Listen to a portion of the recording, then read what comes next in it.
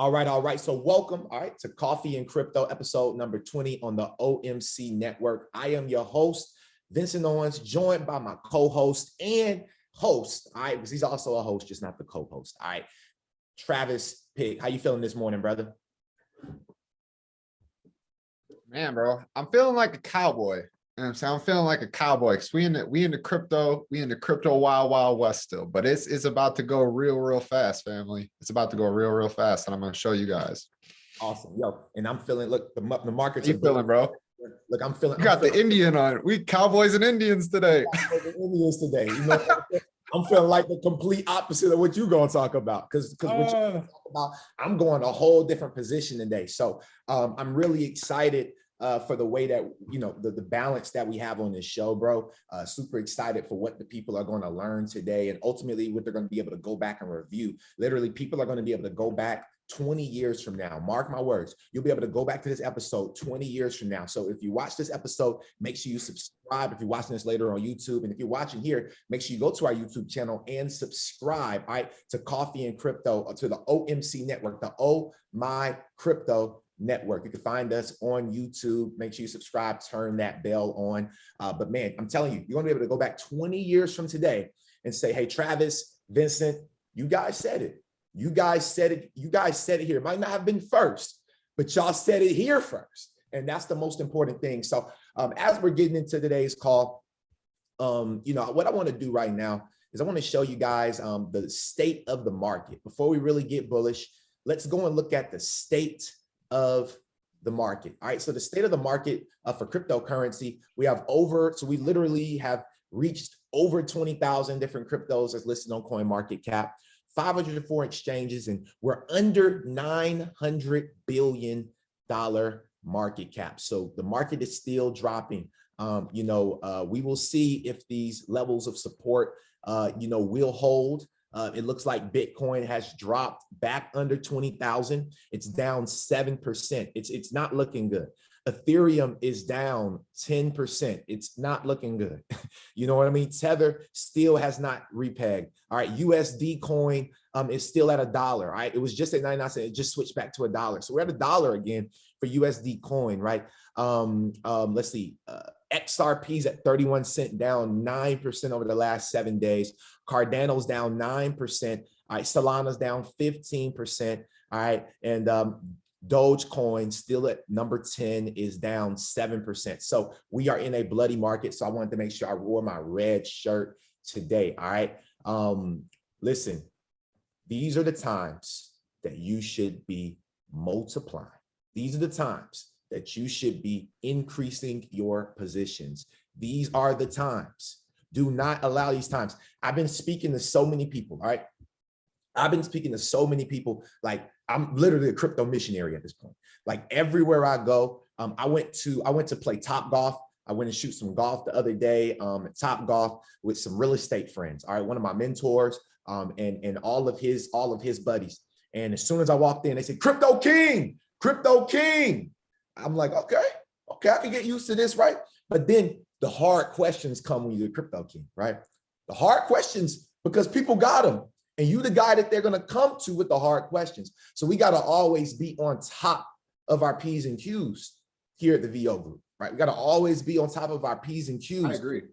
For real. Like one of the biggest questions was this, like, and Travis experienced it when he was in Atlanta, and I experienced it. And I'm gonna let you take over this as well, because I know you probably got a lot of value to say as well on this, because your experience is Travis. But one thing, the other day I went to play Top Golf, the guy said, "How you feeling about that crypto market right now?" I said the same way that Anderson, and I probably can't, Andreessen, how you say his name? Andreessen and Horowitz. But what's the first name? Andreessen? Andreessen.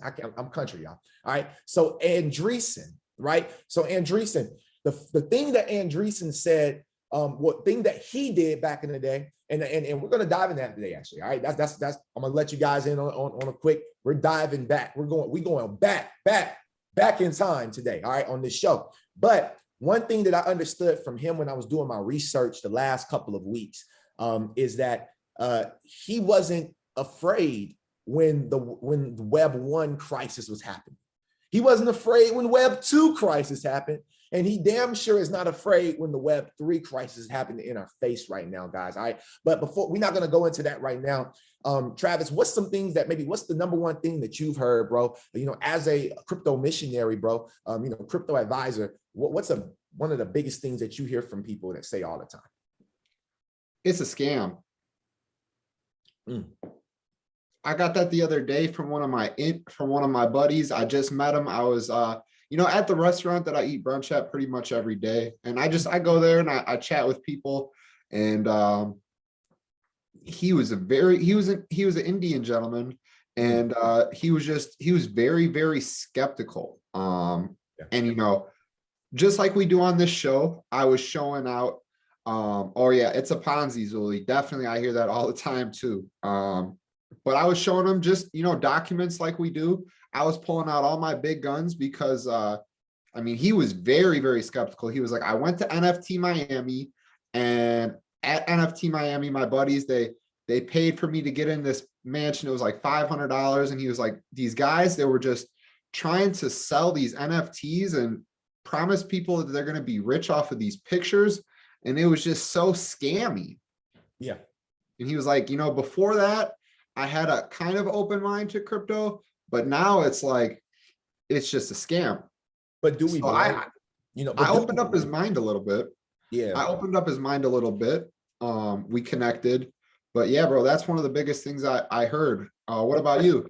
Man, look, my question, well, the biggest thing I heard was literally what I was saying. People hit me with it. How's the crypto market? You know, how's the real estate market, bro? How's the stock market? You know, but that used to be the defensive, Vincent. Like these days, I kind of just let people believe what they believe. I actually invite them to coffee and crypto. That's what I do. I say, hey, look, I made coffee and crypto for people like you. So I promise you, if you give me one episode, you'll be a believer. And you know, usually they won't give me one, but it's okay. But check this out, okay? Do we blame that guy that went to NFT Miami? Because honestly, I agree with him.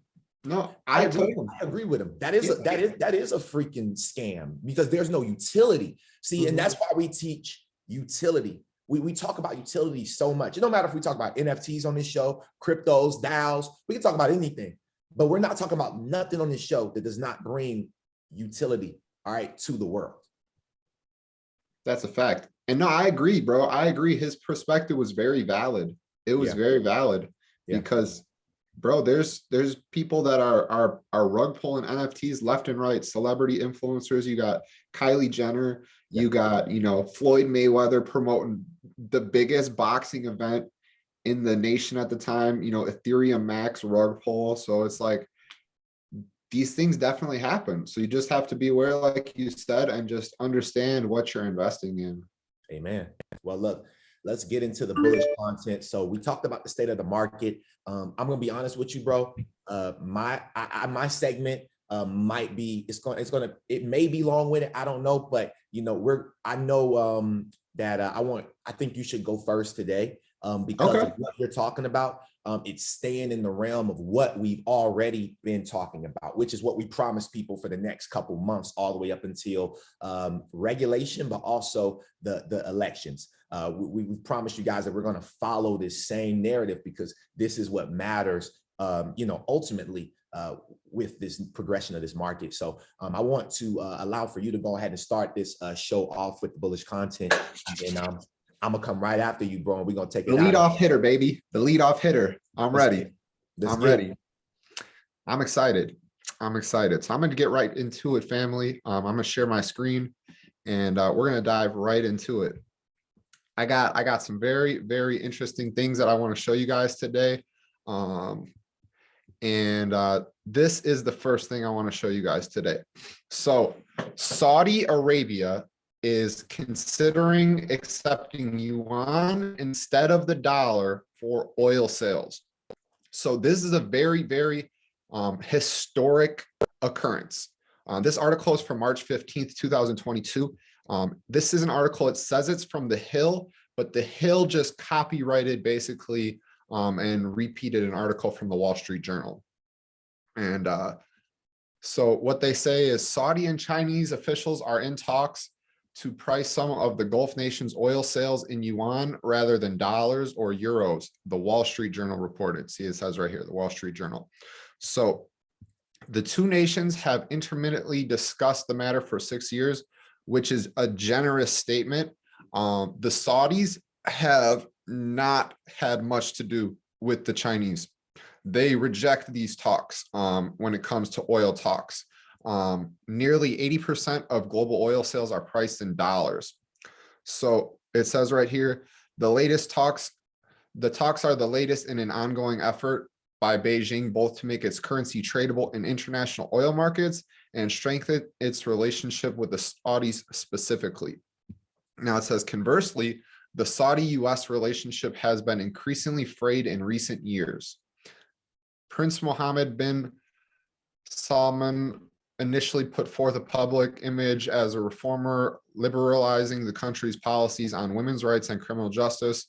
However, the 2018 assassination of dissident journalist Jamal Khashoggi has been a catastrophic event for both the Crown Prince's public relations offensive and relations with Washington.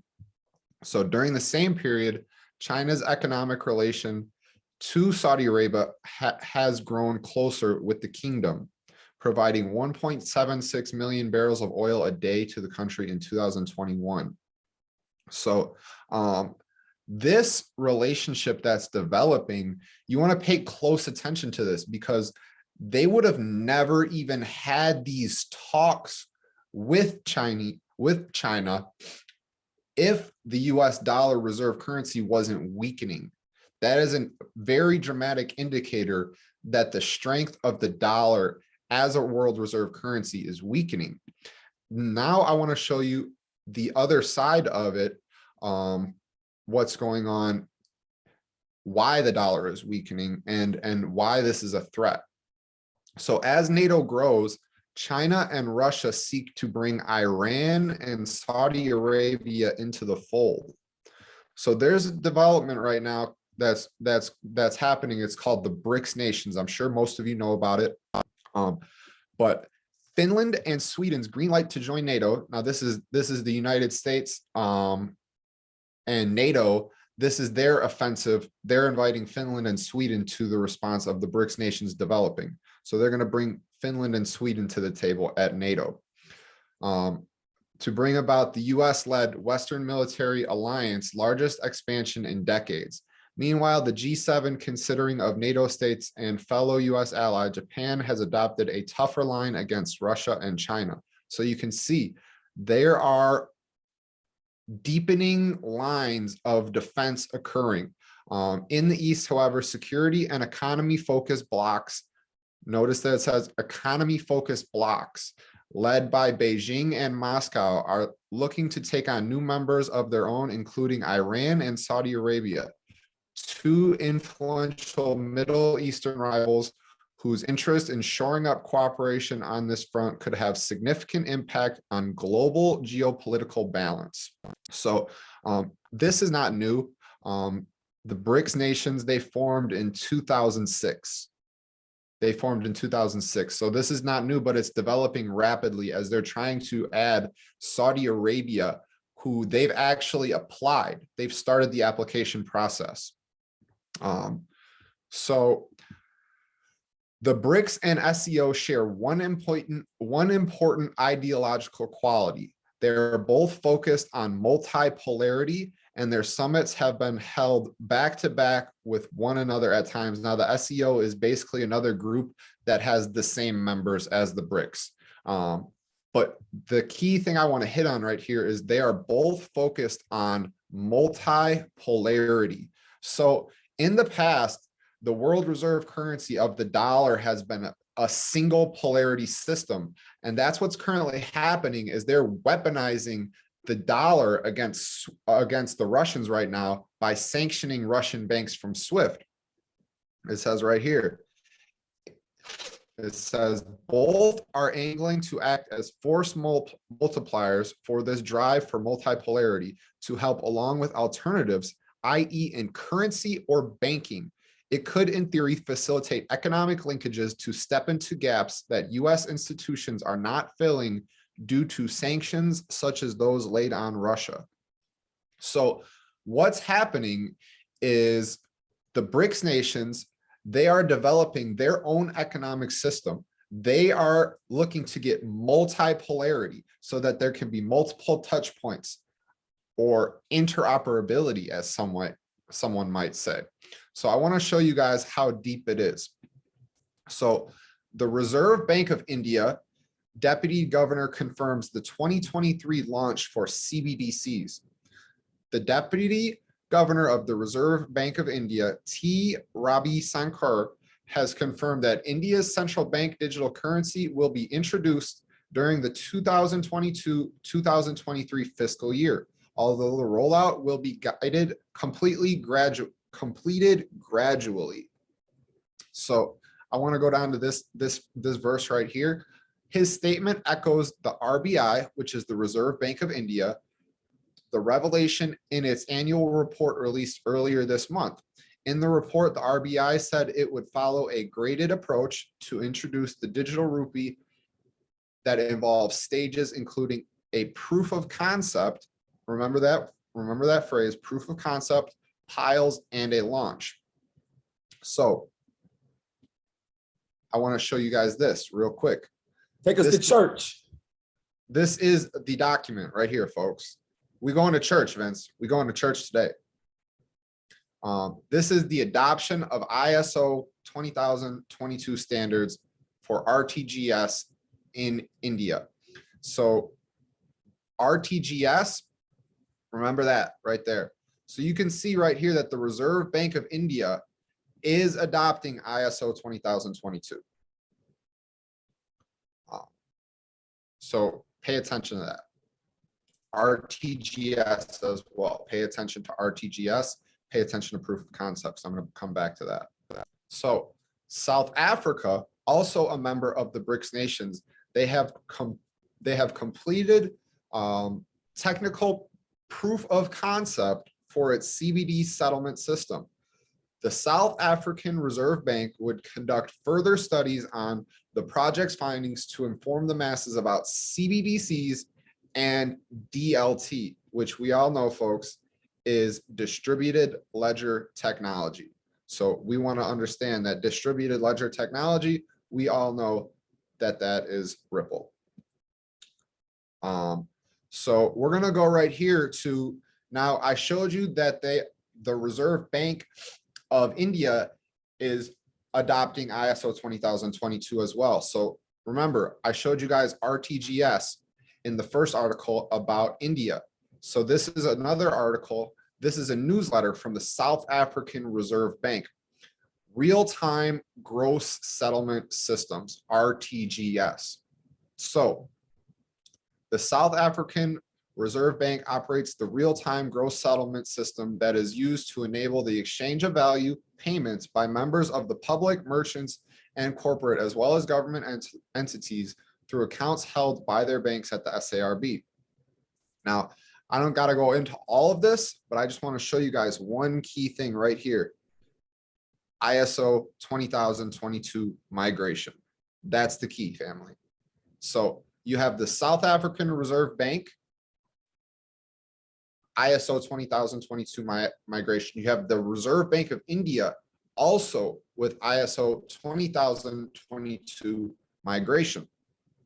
Now, you can see this is the Federal Reserve website, frbservices.org. This is the Federal Reserve. This is just, you can see it's right on their website. Fed Fund Services, ISO 20002, implementation, frequently asked questions, revised as of June 2022. So I'm showing you guys all of this to tie into this. Russian SWIFT replacement ready for BRICS. Putin. Russian President Vladimir Putin said on Wednesday that banks from BRICS nations can freely connect to the system for transfer of financial messages, Russia's alternative for SWIFT. This article is from June 22nd, 2022.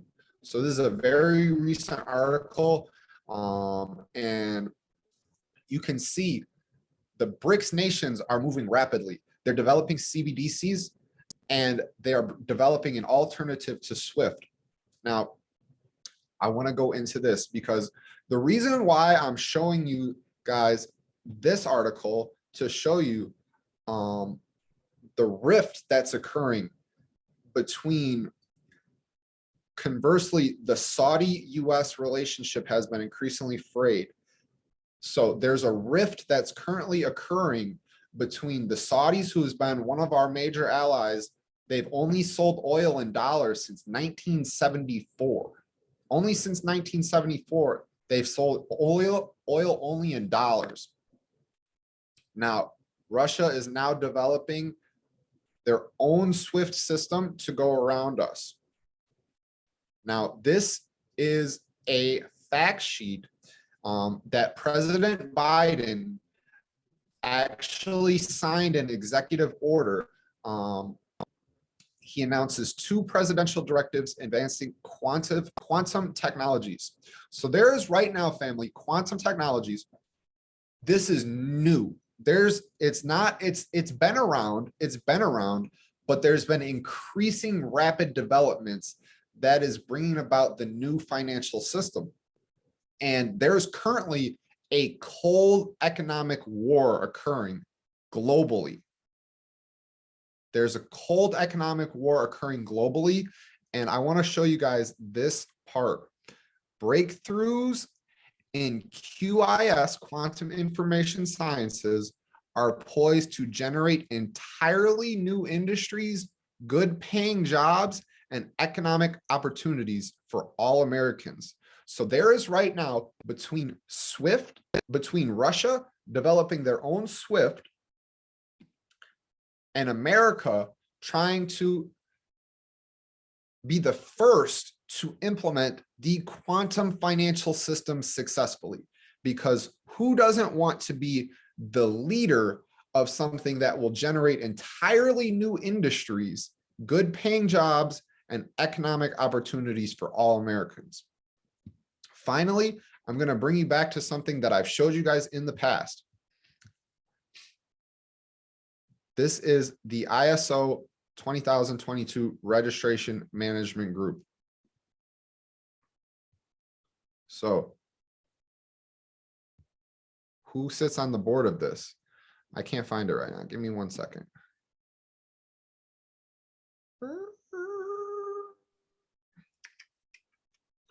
Well, anyways, we know, family. I've showed you guys that in the past. I just wanted to come back to it.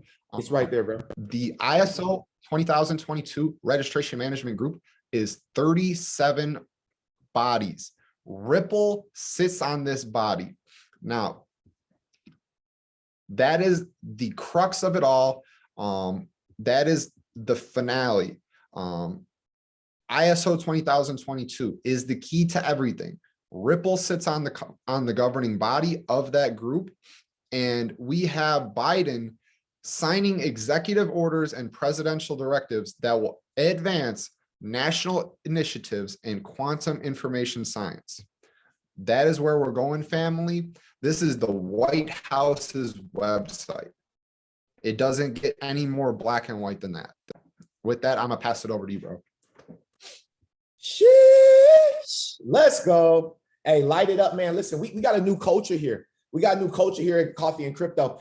Anytime you like something, if something make you go, ooh, you got to do what Marion did. Just drop that coffee emoji. All right, we use the coffee emoji here. All right, we dead in the fire. It's coffee. You know what I'm saying? Hot coffee. I need y'all to drop that hot coffee or that hot tea or you know what I'm saying? Drop that hot coffee or that hot tea. Shout out to Travis, man. If you don't mind stopping to share your screen, brother, I appreciate it. But yo, this was absolutely incredible, and it's exactly where we need to be. It's like you literally transitioned us. You brought us up to speed. We're always up to date. I feel like this is something that you're really good at, is looking at these hardcore facts, paying attention to what's happening around the world. You're really great at that, Travis. You know what I'm saying? And I want you to stay bullish in that way, bro. You know, I want you to stay bullish in that way because, bro, you educate me on that stuff. You know what I mean? And you get me more interested in learning about bricks. You get me more interested in learning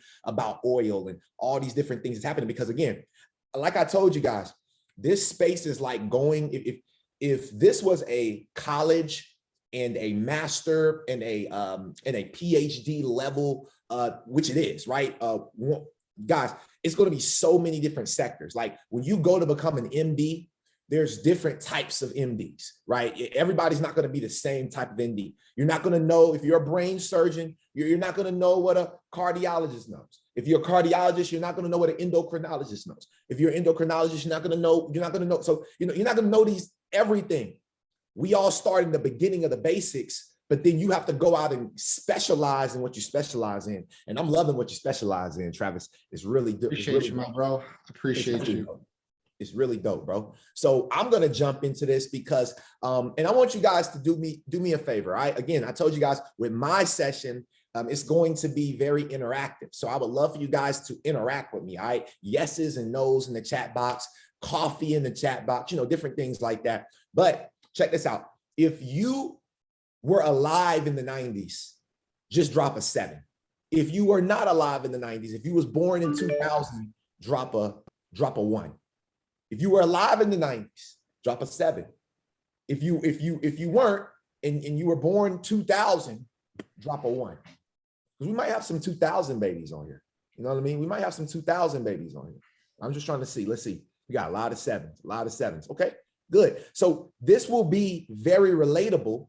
All right. Shout out to my brother DeMarcus. Hey, what's up, D? Shout out to DeMarcus on the line, man. But all right, cool. So it seems like everybody here is pretty much born before the end of 99 or at 99, whatever, right? Okay, cool. So the reason why I asked that is because if you were, you may remember, like myself, I was born in 92. Now, I don't remember what was happening in the economy, man. When the World Trade Centers got hit by the plane, I was sitting in 3rd grade, 4th grade. All right, I was like in the 4th grade, 3rd grade. So again, there's no way that we would have known. But I'm gonna be real with you. I'm gonna bring it home for you guys. If my parents had have known, right? And I don't, you know what I mean? My mom's on here right now. If my mom had have known the way that she knows now, she would have been investing. We've been in a completely different situation.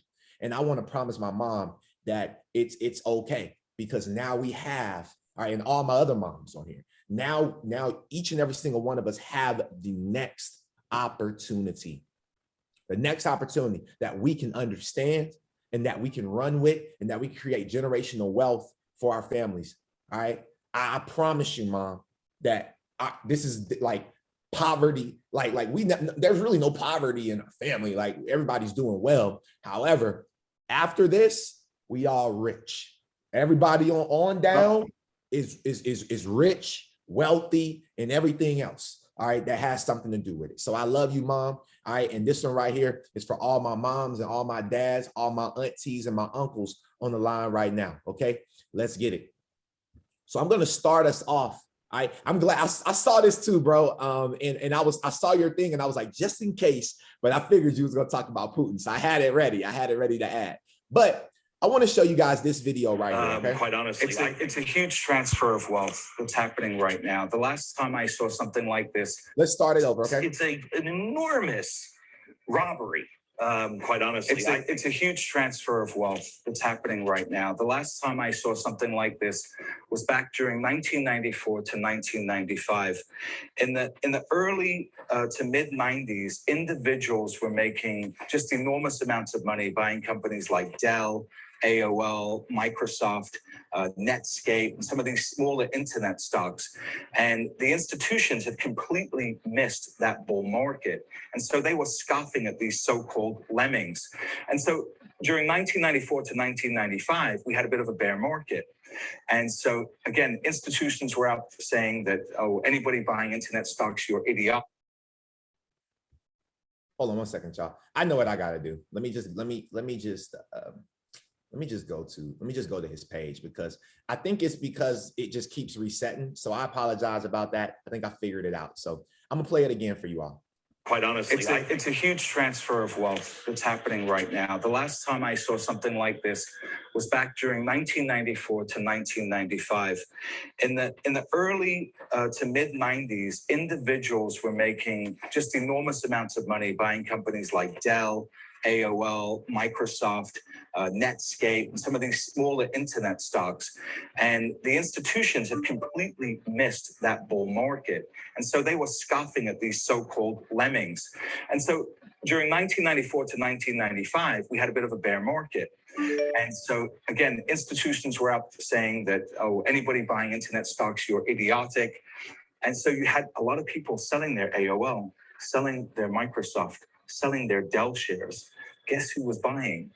It was the institutions. If you look at a chart of institutional allocation to venture capital internet deals, it doubled between 1994 to 1995, which was exactly when institutions were saying, oh, this is just a market for idiots. Nobody should be buying this stuff. So they literally stole all this wealth that should have been in the hands of individuals that own Dell, Microsoft, and AOL. And then from 1995 to 2000, of course, we saw $5 trillion come into the market, in the biggest bull market we've ever seen. So this blueprint of creating fear in order to get cheap prices is nothing new. So it's nothing new. So we're gonna start off like that, right, guys? This creating FUD, fear, uncertainty, and doubt in any market is an institutional play. Number one, these are playmakers, and this is an institutional play. How are you playing? How are you playing the game right now? If you're on this call right now, if you're watching this on YouTube later, how are you playing the game? That's my question. My biggest question to you guys is, how are you playing the game? Because I'm playing like a professional. I'm all in, and I'm learning how the professionals play. And there's something that I heard when I first got started as an investor. They said, real investors look at the past to predict the future. Real investors look at the past. They said, whatever happened in the past will always come again and happen in the future. So what I feel like we have to do on this call, and we have to have an epic talk about the past, right? So before we get into it, check this out. Bill Gates says that crypto and NFTs are 100% based on greater fool theory. This fool created all of it. He created Web 1. He was the beginning. And he's sitting and telling you guys, this is 100% based on greater fool theory. I don't want, listen, do not be fools in this time. I have a 9-minute video, and I know that it's going to take up majority of the time that we have together here, but I need you all to see this video. So I'm going to play this video. I'm going to show you guys the couple of articles that I put together, and I'm going to stay bullish on this topic for probably the next 2 weeks. All right. So the things that y'all going to hear from me is going to be about the change from the .com bubble to the crypto bubble. Welcome to the crypto bubble. Let's get it. I remember going down to visit with him, a gentleman called Len Lehman, one Friday afternoon at their office down in Santa Clara. And he very excitedly taking me into his cubicle and showing what was possible with this new funky little browser called Mozilla.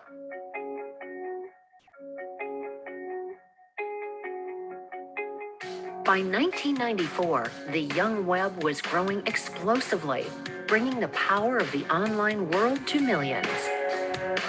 Suddenly, there was a way for consumers to do things directly and more efficiently.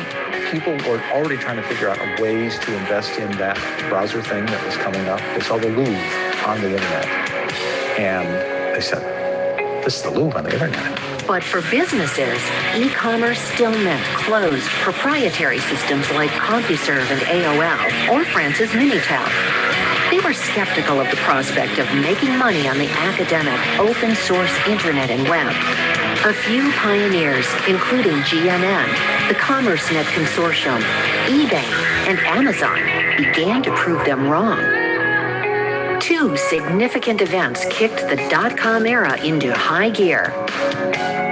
On May 26, 1995, Bill Gates sent a memo to Microsoft. So first thing I need you guys to see is the stage that he's on. The World Economic Forum. Does this not look like what we've watched over and over and over and over and over and over on this call? Guys, this is the same stage, the same place that Brad Garlinghouse was sitting, the same space that Senator Lumens is sitting, the same space that each and every single person that is a giant in this space is sitting on today. So it all goes back to the WEF. Pay attention, my friends. He's sitting on this space back in 1995, May 26, warning people about Microsoft being the future. But then he had the nerve to warn people about Web3. What? Hold on. Let's watch this. Executives warning them that an internet tidal wave was rapidly approaching, and they were not prepared. Microsoft immediately shifted gears and made the internet priority one. August 9, 1995, internet browser Netscape went public. Shares opened at $28. Within hours, they hit 75, making mega millionaires of its co-founders, seasoned entrepreneur Jim Clark and 23-year-old Mark Andreessen. There you go, 23-year-old Mark Andreessen. Nearly a dozen other founding Netscape programmers also became instant multi-millionaires. The industry took note. Everyone saw Netscape's revenues increasing dramatically. Everyone saw that this was a technology that was going to change every single business. And the vigor with which the market responded. Wow. Yo, I'm blown away, guys. Just stay a couple more minutes. I got y'all. Took away all questions at that point. Lots of money is going into technology stocks because these are the stocks that are rising. It was a whole new way of doing business.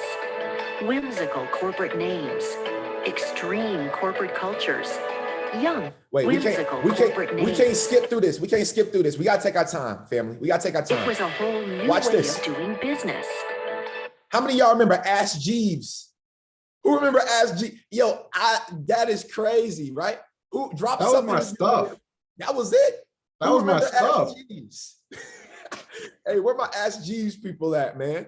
Hey, this was back when Bill Nye the Science Guy was out. I remember Ask Jeeves, right? So look, man. Look, just keep watching, y'all. Whimsical corporate names, extreme corporate cultures, young CEOs. Booms weren't new to Silicon Valley, but the dot-com boom was the biggest since the PC revolution of the 80s. Everybody in that moment wanted to invest in Silicon Valley. There were people pressing checks underneath the doors of particular companies.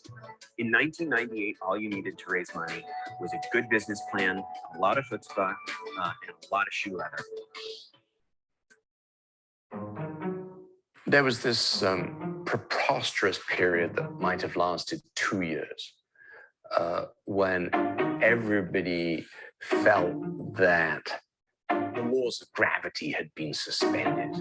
There are a lot of business plans that would have a section of the business plan that said, and then a miracle happens, you know, and out the other side comes the product. Huge infusions of venture capital and the euphoria of soaring stock valuations, along with the inexperience of young CEOs, led to a period of excess. In harder times, you question that little block in the diagram that says, you know, magic occurs. It was loony times. I bought a mountaintop estate and started living there with a few friends and began living the rock star life. There was a web hosting outfit called theglobe.com. And it was started by some kids, and they went public and suddenly were worth $500 and $600 million each. So around Mardi Gras time, I invited about 200, 300 people, got a shuttle bus to take them all the way up to the hill to the estate. Everyone had costumes. For people that didn't have costumes, we had a room full of costumes. DJ in one room, a steel drum band in the carport. It was a wild night. And I said, you know, you're 21 years old, you're worth $500 million. How long do you expect this to last? And they said, well, a little while, you know, we don't care. It's Okay. So to your guy that was in NFT Miami, okay, well, you got these 21-year-old billionaires, you got these 29-year-old billionaires like Sam Bankman-Fried, you got all these young billionaires and just behemoths, you know what I mean? Like just these huge people. And what I need everybody to understand is that they was throwing parties back in the night, crazy mansion party, same thing, selling their companies, selling shares of their company. It's the same thing. History repeats itself. It's just they're doing it with digital art now. And guess what? They don't care. That's why it looks like a scam, because they're just making as much money as they can. And guess what they're doing with that money? Because they know the coin. So they're putting that money into Ripple. This is their way of getting more money. Yeah, it may be slousy, it may be sleazy, it may not make sense, right? But this is the repeat of 95 through 2000. Keep listening. you know, it's great right now. I think it was pretty clear by about 1999 that that this was a bubble. People were in a state of denial for too long. Things were getting very brittle, and something was going to happen. Monday, March 13th, 2000. A large number of sell orders for technology stock worth several $1 billion were processed at the same time. The stock market plummeted, triggering frantic selling. And I had bought stock in Sun, Selectron, Yahoo. You know, I'd done my research. I didn't think I was stupid. And of course, the thing about a bust is it doesn't say, oh, let's just gradually shut the water down here. It's like, you know, let's cut off the water system itself. All of these stocks in a year or two or more prior to that had a positive line on their graph charts going up. I said, how bad could, surely this cannot happen on all of these companies. Every single one tanked. So it wasn't just crummy companies and bad ideas that got shut off. Everybody said, okay, that was a dumb idea, stop now. Within 2 years, $5 trillion in market value of technology companies was erased. Companies that invested in internet infrastructure went bankrupt. Buildings sat empty.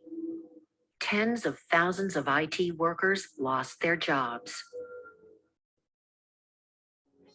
It's extremely painful to lay people off and to see people without jobs and without having reaped any financial benefit from the hard work over the course of years that they put into. And it's especially hard when they did it because they believed in you. There's the Chinese curse, may you live in interesting times. I could definitely say that in spades. The end of the dot-com boom was not the end of dot-com. The World Wide Web became the greatest publishing platform in history, and consumers grew to trust e-commerce and embrace the benefits of buying online. Many dot-com companies survived, some thrived. It is something big. It has become something big, but big takes time. And you can't build all of big in like a 3-year period. So that's what creates booms, and they're over. Between 1994 and 2000, people who lived in Silicon Valley, despite the fact that there were lots of missteps and mistakes and carnage that accompanied the rise of the internet, those of us who had the great good fortune to live in Silicon Valley were associated with or worked for or participated in companies that changed the world, and companies that endured, and companies that became household names or verbs. And I don't think there's any portion of the whole world where you could say that occurred in a 60-month period in a 5-mile radius.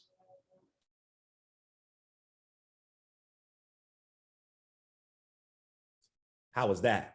Man, light it up with some coffee. How was that? Light it up with some coffee if you felt that, right? If y'all felt where we're going with this. Listen, the time is here. It's your choice.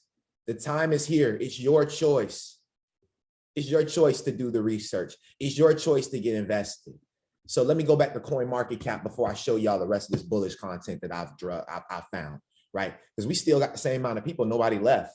So this is interesting stuff, right? We're down. We're down. The market was at almost 3 trillion. We're under 1 trillion. Have we lost? We've lost a lot of steam. We're losing. Like right now, the market is dropping. It feels like every company is falling, and they are. Every company is falling fast. Bitcoin may go to 10,000. Oh my God. What do we do? The high was 70,000. Do not panic, my friends. Do not panic. I need you guys to understand something. All right. Now, Mark Andreessen, right, co-founder and general partner of Andreessen Horowitz. He's worth 1.6 billion, real-time net worth. All right. Andreessen's runs influential Silicon Valley venture capital firm Andreessen Horowitz, whose successful bets include Instagram, Oculus VR, and GitHub. His first claim to fame was confounding web browser firm Netscape, which AOL bought in 1998 for 4.2 billion in stock. Okay, now let's go, because I didn't even pull this up. Check this out.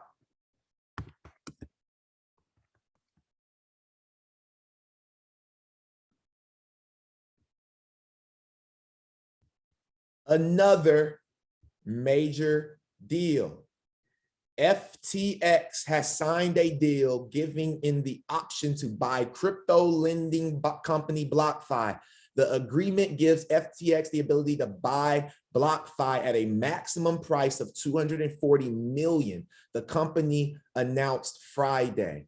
The deal price is based on certain performance targets. Pay attention to the narrative, family. This guy right here, Sam Bankman-Fried, he is the new Andreessen.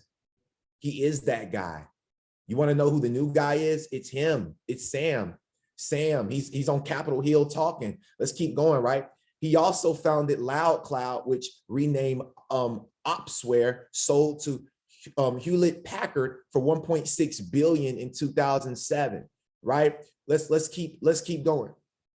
Let's keep going. Hold on. It also says in June 2018, they raised 300 million for its first crypto-focused fund, led by the firm's first female general partner, Katie Hahn. We talked about Katie Hahn on here with Hahn Enterprises. We talked about her a couple of episodes back, right?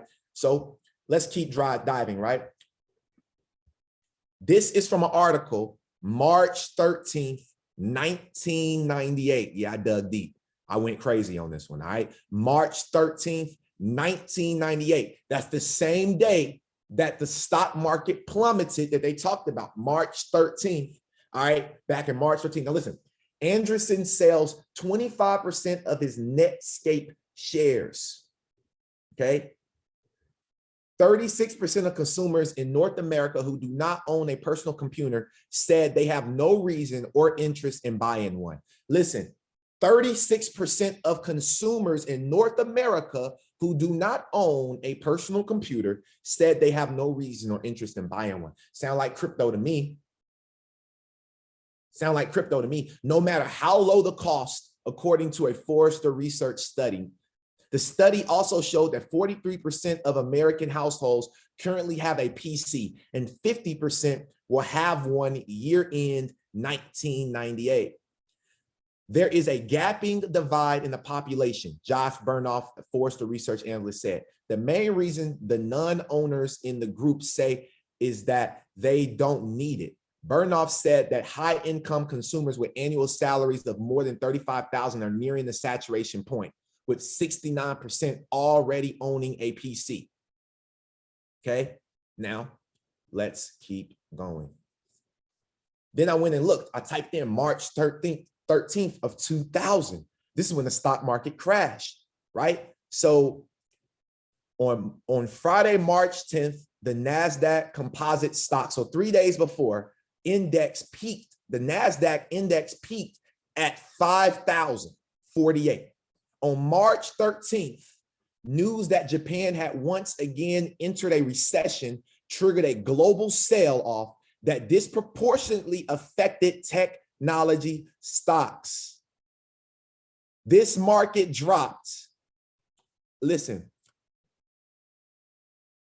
it was now trading at 2,291. Look at this. There was a drop of 78.4% from 5,132 of March into October of 2002. So 2 years, the NASDAQ was trading at 1,108. So 2 years, this thing went down for 2 years. Are you willing to be patient for the next 2 years to let this crypto market go down?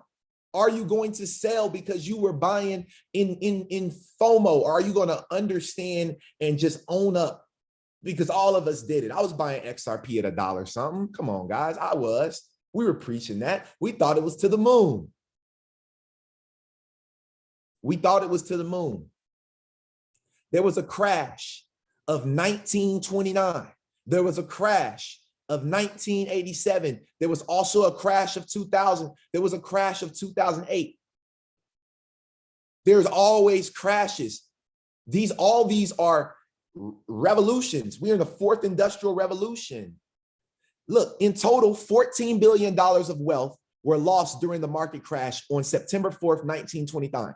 The stock market hit an all-time high. Banks were heavily invested in stocks, and individual investors borrowed on margin to invest in stocks. On October 29th, 1929, the stock market dropped 11.5%, bringing the Dow 39.6% off its high. This back in 1929. So even your great-great-grandparents felt this. Let's keep going. 2000, tech bubble and stock market crash, causes and lessons. Look at this. I want y'all to see something. This is the S&P 500 right here. All right. No, excuse me. This is the NASDAQ. This is the NASDAQ. 1997, 1998, 99. Boom. Peaked at 4,816. And then after that, when all that news started to come out, boom, boom, boom, boom, boom, boom, boom, we dropped from 4,000 all the way down to under 1,000. That looked like Ethereum. Ethereum is the new internet. It's the new Web3, right? It's where they build, everybody's building on. That looks like the new Ethereum. Listen, it will be the 12th sector of the S&P 500. Crypto is the 12th sector of the S&P 500, family. Let's keep rolling. So I wanted to go ahead and get some real-time data, right? I wanted to show you guys eBay. A lot of y'all don't even use eBay no more. But eBay, let's go to its max. Look at this. The max for eBay was $43. But family, look at this. If we go back to 10/12, oh, that's my birthday, 10/11, well, 10/12, my birthday. But 10/11, 1998, all right, right before my birthday, eBay was 63 cents. eBay was 63 cents. Are you kidding me? Y'all didn't buy none back then?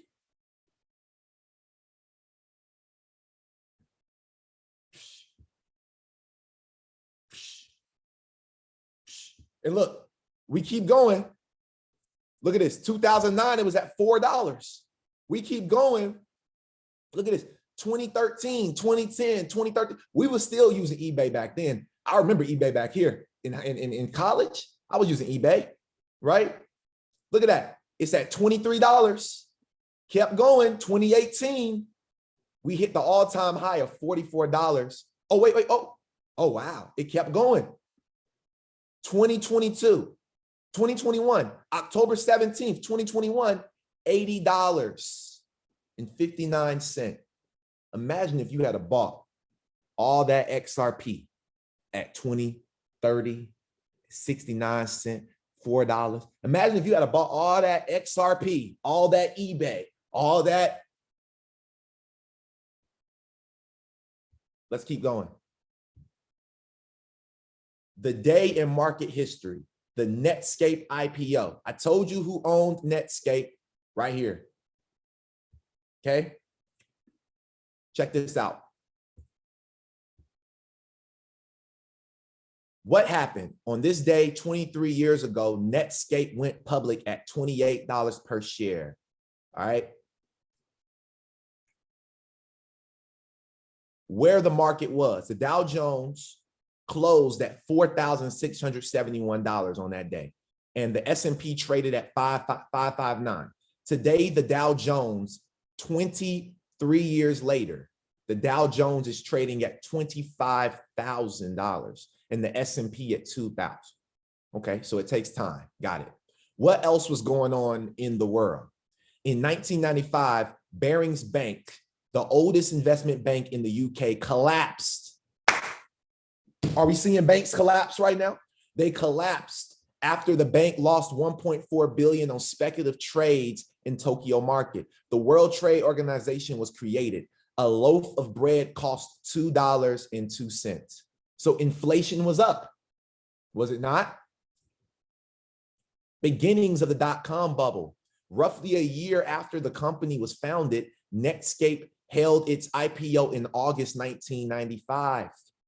Guys, and some see the excitement surrounding the IPO as one of the earliest indicators of dot-com mania. Without the company demonstrating even a hint of profitability, Netscape stock skyrocketed to a high of $74 per share on its first day, before finishing the day at $58. The closing price valued web browser at around $3 billion. By the end of 1995, look at this, Netscape shares traded at $174. Netscape web browser market share peaked at around 80% in 1996, when Microsoft Corporation Internet Explorer soon began eating into that share. So Microsoft, the head honcho, came in and said, no, sir, we're here. And in 1999, AOL acquired Netscape during the height of the bubble in a deal valuing the company at $10 billion. So AOL went and bought that. Now I had to go find this. This is from November 24th, 1998. Okay, look at this old, from CNN Money. Look at this old article. You can tell this is an old article, right? So AOL, Netscape, tie knot. America Online said Tuesday it will acquire Netscape Communications, a leading internet browser company, in a $4.2 billion deal that sets the stage for a competitive tug of war with software titan Microsoft. Okay. So, we can go through here and read all, but I just want to show you guys, like, reading all of this is not even important. What is the most important thing that I need each and every single one of you all to understand on this call is that we are in momentum into the next transfer of wealth. It's happening. All of the big banks are pushing us out. They're making us afraid. All the news is working against us right now. It looks like the same space. And I promise you, if we lose, if crypto plummets all the companies, we went out valor. We went out so, like, yo, I'm so proud of us. Like, we really believed heavy. But I'm gonna tell you something, it ain't going nowhere. All these markets the whole market's gonna crash. And then what's gonna happen is there's gonna be a boom. But I need y'all to realize something now. Let me share my screen one more time. Let me share my screen one more time because I can bring it home for us. Let me see. I still got the article up. Let me see if I do. Okay, there we go, right? So I showed y'all this, right? Now this was up until 2002, right? The market was low. I need y'all to realize something. It took more than 16 years, not until mid 2016, for the NASDAQ 100 to exceed the March 2000 high. It took 16 years. Here's the chart analysis.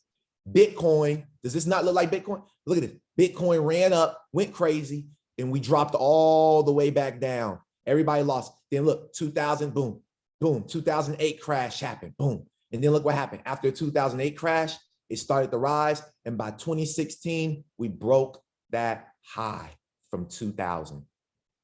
All I want to say, family, is be patient, continue to invest, all right? And do not fold.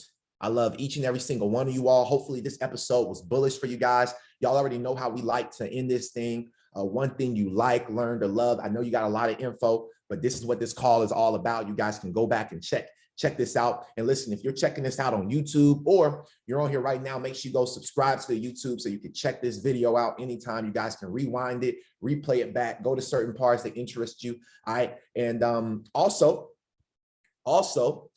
if you are interested, all right, in being a part of the Vincent Owens Group, all right, we do still have funding. All right, we have the digital entrepreneurship loan. All right, the digital entrepreneurship loan is for people who are looking to get into this space, okay? Or if you have a business, and you need funding and you have a great credit profile, all right, or a good credit profile, I can get you funding up to $50,000. Okay, that is business related funding. All right, so that can either help you pay for the course, all right, or that can help you invest into your business so that you can launch your business, or maybe you need more funding, right? Guys, fill this out. If you have not done so, if you're not a part of the Vincent Owens Group, I see a lot of people on here that are not a part of the VO Group. I'm telling you, you do not want to wait until the last minute to join this amazing community. We have a private Discord group. You do not want to wait until the last minute to join this amazing community. I'm telling you, I'm telling you guys, it's completely worth the investment. We're always going to make sure that we're bullish, and we really do appreciate everybody's support, and we appreciate everybody tuning in. So, go ahead and raise your hand if you got one thing you like, learn, or love. I'm telling you, me and Travis would love to hear from you. We put our hearts into this call. It was a long weekend. We had a lot of time to prepare, and I think we prepared very well. So we'd love for you guys to raise your hand if you don't mind sharing one thing you like, learn to love. And we love to hear from some new people or some of our more seasoned vets on the call. So I'm gonna pass this over to Travis until we wait for hands. Travis, do you have anything that you wanted to say before anybody else? Man, bro, I just want to say that, you tied that together so awesome, bro. I mean, it was just amazing, honestly. The way that I showed the future and then you showed the past. This was a great call, bro. And, like you said, bro, the things that we're saying on these calls are going to be able to, we're going to be able to look back and be like, we said this 20 years from now. And bro, that was just amazing how you dug super deep, bro. You dug super deep, and you really pulled it out. You really pulled it out and brought it to the front, bro. Yeah, that was amazing, and I definitely learned a lot from you just watching this call. It really made me feel, I'm already very convicted, but the level of conviction that I have for this space just rose another level after this call. Bro, I have zero doubt in my mind, bro. Like, listen, y'all can follow. I'm telling you, you guys can follow me. At this point, I can say this. Follow. I'm telling you, do not show up to these calls, family, and get started with the Vincent Owens Group, man. Make that little investment, right, into your future. I promise you it'll be worth it. Number one, I know that we'll know that you're serious. You know, it's the people, it's the investment that shows that you're serious. It's that investment that allows us to spend that time. And yes, we are Billy. I mean, we are busy. You know what I'm saying? I saw Billy. I saw both Billy's names. All right, but you know what I mean? Like we are Billy. We are Billy as well. We're Billy too. All right, because this community is Billy too. All right, we going Billy. But hi, Billy. But no, we love you guys. And a couple of announcements while you guys are still here. If you're a part of the Vincent Owens Group private community, please go into the Discord. We have office hours. Now we have to fix it. The link will be fixed today, Billy and everybody else that's been trying to, you know, plug in with us. We will have that fixed today. But there is a link inside of our office hours section of the Discord. You can go there, and anytime you need office hours, Monday through Friday, 1 p.m. Eastern Standard Time to 2 p.m. Eastern Standard Time, myself or Travis will be in the building to answer questions, to work with you one-on-one. So look, if you're paying for the community, if you're paying to be here, don't be the person to say, I didn't get no value. You didn't show up to no call. You didn't show up to no after class. And, you know, I always, when I was in school, you know, I always made better grades when I went to office hours in the class, right? I really did. I made the best grades when I went to office hours. But when I was partying, clubbing, didn't want to go to office hours, wanted to, you know, do whatever after class, like for real, guys, like that's when I didn't do as well in the class, especially when it was a hard class. This is a hard class. This is a master level class. You have to show up. You need a teacher. You cannot do this by yourself. I'm not doing this by myself. I'm not doing this by myself. I have multiple teachers, Anointed Ali being one of them, the Crypto Nerds, Global being one of them. I became bullish because of the nerds, right? And we got a lot of nerds on the line. I became bullish because of the nerds, and I still pay attention to my teachers. You have to find a teacher. You have to stay educated, and you have to plug in to a community. It's so important, guys. Like, don't let this little $3,000 stop you from changing your life. Don't let it's a high ticket investment for a purpose. It's because when you pay $3K for something, you should be plugged the F in. You should be so plugged in if you are paying for something of that high of value. And if you plug in with us, we are going to plug in with you, because this is what we love to do. This is what I wake up. This is what Travis wake up, breathe, eat, sleep, everything. This is what we do, guys. So I want to stop talking, and I'm going to pass this over to anybody who wants to share one thing you like, learn to love. Hopefully we can get 2 or 3 people. So we're going to be quiet. If you can raise your hand or just pop in, we'd absolutely love to hear from you. Actually, let me change the settings back, because you guys won't be able to unmute yourselves. So I'm going to turn that back on. So if you want to unmute yourself, feel free. The floor is yours.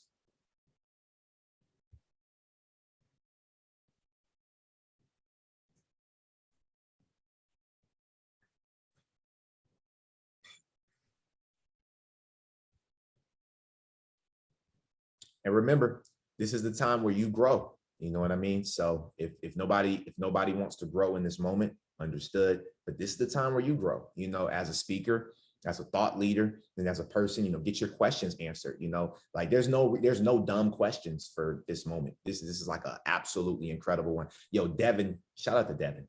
Yo, Devin, come on up. The floor is yours. Shout out to Devin. Gratitude, peace.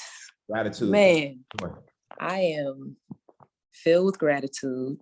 Man. And really kind of, like I'm sure most of us are just kind of processing.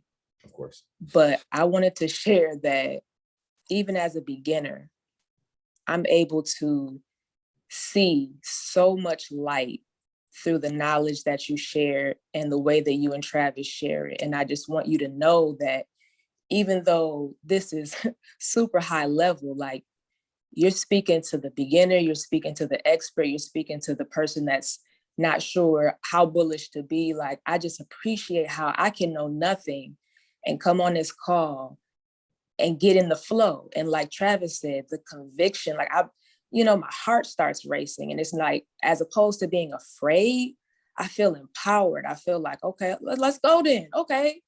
you know, like that energy is needed at this time in general, just living through this time. The energy is needed. And I just wanted to speak on the fact that I appreciate that. Because like I said, like, you know, we spoke, I'm a beginner. I'm just getting from wet behind the ears. Just the whole industry is new to me. The whole idea of what this industry, just learning about where money comes from. Yeah.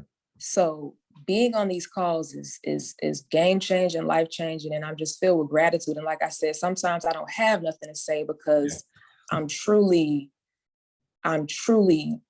understanding. And so yeah, just shout out to y'all, and that's it. That's it. I ain't got nothing else to say. Man, much love, Devin. And I know that already. You know what I mean? These moments is just to push people to get out their comfort zone. You know what I mean? Like there's some people that really do have something to say. And sometimes if they don't get that little push, they'll never say what they had to say. And what you said was so impactful for the next person, Devin. Like there's some beginners that don't know anything that's been around crypto for a while and really haven't been plugged in. And they're like, oh my God, like I feel her. Like somebody said that, oh my God, I feel her. Like somebody did that. And thank you, Devin, for allowing that person to feel you, because I'm telling you, man, like these little things that you say and the things that you guys share on here, these are this is what's important, right? Like everything we share is cool, but when the community talks, that's what's the most powerful part, because people look at us as experts. Like for real, people over the next 10 years, people are going to look at us like, oh, these are those guys in the crypto space. And then when somebody else comes in that's brand new, that don't have, like Devin may not even own much crypto, but she's on here. She's getting started with the VO group soon. And she's on here and she's like, yo, I'm so excited. And her conviction for something that she don't even know about, that should let you know that if a person with that little knowledge can have a high level of conviction like that, if you have a higher level of knowledge, your conviction should be out of this world right now. So thank you, Devin. Billy, what up, brother? Billy, we getting that link together, Billy. We got you. You can go ahead and mute. You can unmute your line, Billy. Yeah, good morning, guys. How are y'all? Yep. Good, hey, man. look. Yeah, I look forward to everything. You know, I told you before, you know, we're 60, 65. And, you know, I'm hearing names on the news. I'm hearing names at church. I'm hearing some names around here. I'm more or less hearing them on the news, BlackRock and the ISO 2022 and what this is and how these coins apply to World Economic Forum, and then who these people are and the games they're playing and the government. And, you know, I've learned so much about things and it makes me aware of things. I definitely don't know. I'll see these kids play on these games and make no effort to really, I guess they're trying to figure it out in their own way. Yeah. But, you know, I want to make sure that, you know, in 5 years, not 20 years, in 3 years, even, that I'm investing in something that's going to make me and my wife comfortable, more so really probably than the grandkids. I mean, I'm trying to invest in things that's going to make us, and then I'm buying my kids some crypto and putting them on some nanos and things like that for birthdays. I think those are good ideas for future references. And so everything I learned here is pretty much that knowledge that I can take throughout the week and apply it. I found a dollar bill the other day that said 2022 on it. And I thought to myself, you know, I talked to a banker yesterday at that snow cone thing, and she didn't know what ISO 2000. I thought that was kind of strange. She was at a credit union and she didn't have any idea what ISO 2022 was.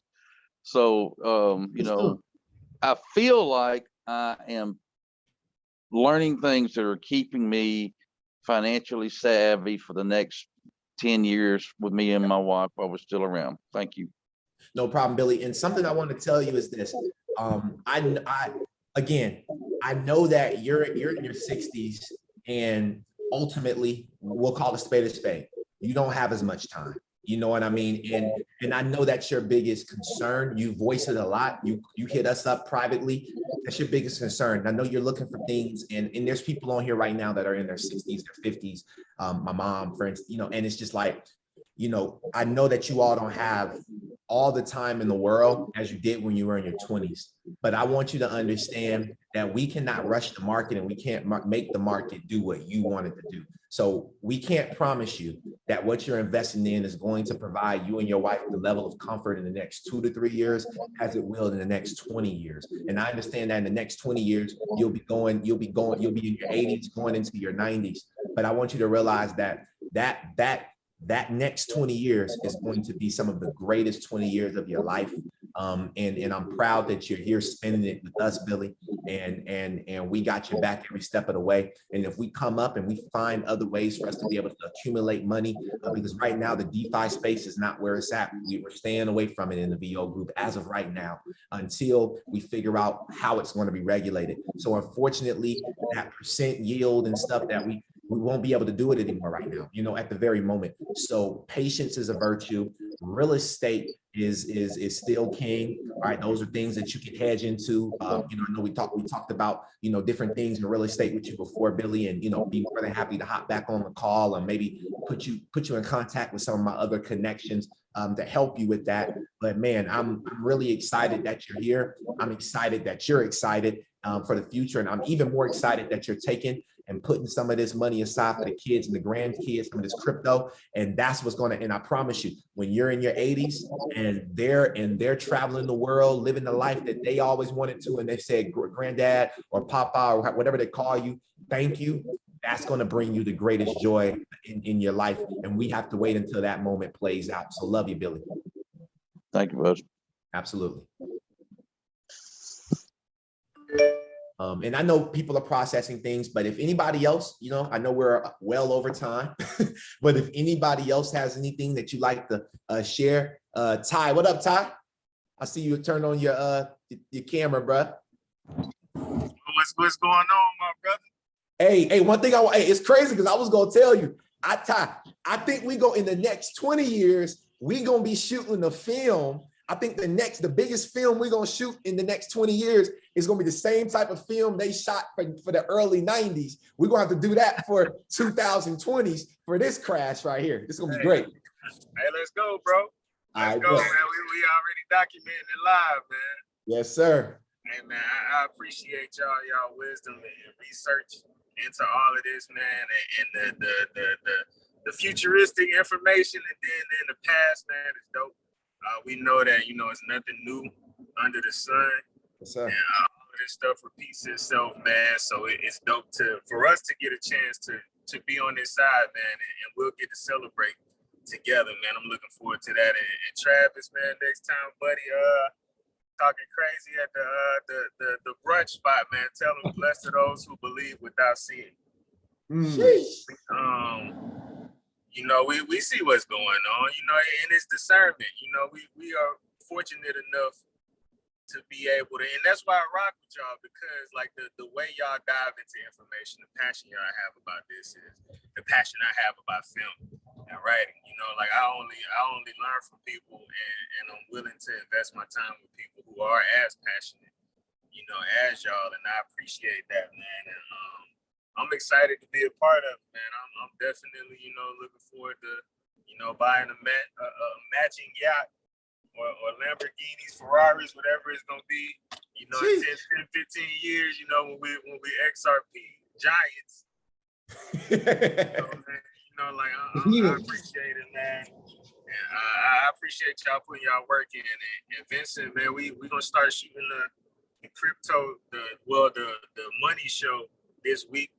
The working title is called Trade School. Yep. So you gonna spearhead the crypto sector. So I'm gonna be reaching out to you sometime this week, because we're gonna get ready to start shooting, bro. It's a movie, literally. Let's go, man. I'm excited. Thank you, Ty. I've already written down. Actually, I'll send it over to you. I'll add you to the Google Doc or whatever. But I already pretty much have everything, all of the sections that we need to shoot. And, you know, I'll reach out to you. But everything's written down. Everything's already formatted. So, you know, wherever we can come in and help, we're ready to be a part of it. So thank you, Ty. Hey, let's do it. God bless y'all, brothers. God bless you too, bro. Let's get it. And that's that, man. Let's go. So shout out to everybody that hopped on this on episode number 20, man. This was like, I knew episode 20 had to be strong. This was the strongest episode we had, guys. I'm grateful for you all. Thank you so much for spending your morning with me and Travis and in the Coffee and Crypto family. And with that being said, we're out of here, guys. See you all on Thursday on episode 21, where we'll continue to stay bullish and continue to bring you guys. And remember, invite a friend, tell a friend and tell a friend. God bless you all, and we'll see you on the top. Let's go. See you, Travis. Peace, bro. See y'all.